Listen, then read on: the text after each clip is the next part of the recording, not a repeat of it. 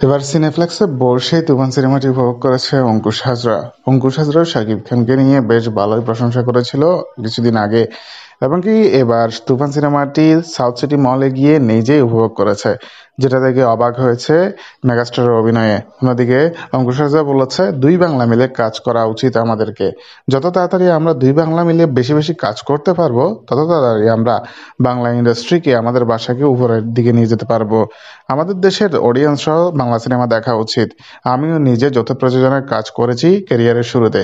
আশা করি আমরা সবাই শাকিব খানের সিনেমাকেও সাপোর্ট করব, এবং কি বাংলাদেশের মানুষ আমাদের সিনেমাকে সাপোর্ট করবে। কোনো ব্যারিয়ারে কাজ করবে না। আমরা বাংলা ভাষাভাষীরা একে অপরের পাশে দাঁড়াতে হবে। তো বন্ধুরা, ভিডিওটি নিয়ে আপনাদের মতামত জানিয়ে দিন আমার ভিডিওর কমেন্ট বক্সে।